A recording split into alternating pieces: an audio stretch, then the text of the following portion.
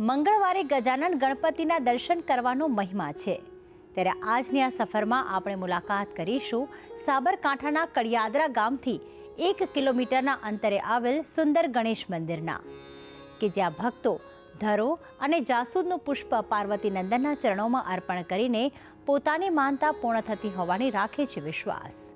તો આવું દર્શન કરીએ આ અલૌકિક ધામના. સાબરકાંઠામાં આમ તો અનેકો મંદિર આવેલા છે, પરંતુ સાબરકાંઠાના કડિયાદરા ગામથી 1 કિલોમીટરના અંતરે આવેલ ગજાનન ગણપતિનું ધામ આસ્થાનું પ્રતીક છે. ગણોના સ્વામી હોવાના કારણે તેમનું એક નામ ગણપતિ પણ છે. જ્યોતિષમાં તેમને કેતુના આધિપતિ દેવતા મનાય છે અને અન્ય જે પણ સંસારના સાધન છે તેમના સ્વામી છે શ્રી ગણેશજી. સાબરકાંઠાના ઈડર તાલુકાના પોળો જવાના રસ્તા પર આવે છે કડિયાદરા ગામ, અને તે ગામથી 1 કિલોમીટર અંતરે આવેલું છે ગણપતિ દાદાનું પવિત્ર ધામ.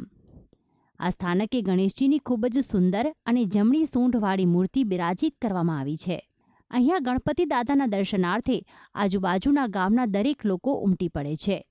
ગણપતિ બાપા પ્રથમ પૂજનીય છે, જેથી આપણે જે પણ કોઈ કામ કરીએ છીએ તે પહેલાં ગણપતિ દાદાની પૂજા કરીએ છીએ. તો આ સ્થાનકમાં સ્થાપિત કરાયેલી ગણેશજીની આ મૂર્તિ જોઈએ તો લાગે છે કે જાણે દાદા સાક્ષાત હાજરા હજુર આપણી સામે વાત કરતા હોય. ગણપતિ દાદાના આ મંદિરની સમીપ મહાદેવનું મંદિર પણ આવેલું છે. આ સિદ્ધિવિનાયક અને આ તમે જો ધારીને બરાબર નિરખીને જુઓ તો સિદ્ધિવિનાયકનું જે સ્વરૂપ છે એ સ્વરૂપ આ ગણપતિનું છે.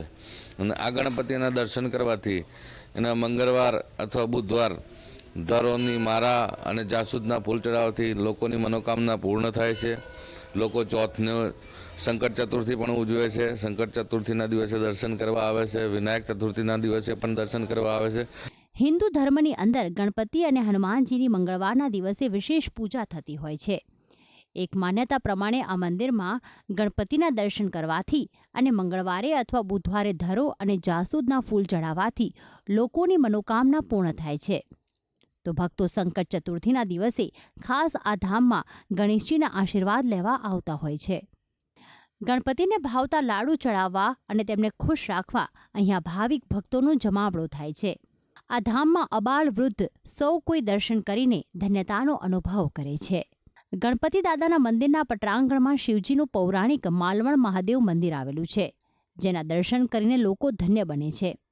તો મંદિરના પરિસરમાં શ્રી રામચંદ્ર ભગવાન, માતા સીતા, લક્ષ્મણ અને હનુમાનજીનું મંદિર પણ આવેલું છે.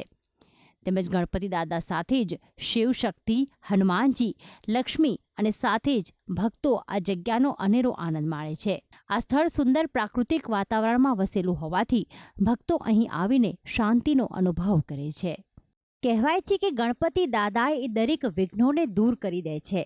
તો ભક્તો પણ અહીં શ્રદ્ધા અને વિશ્વાસ સાથે ગણપતિ બાપા સમક્ષ નતમસ્તક થાય છે. ભક્તિ સંદેશ, સંદેશ ન્યૂઝ, સાબરકાંઠા.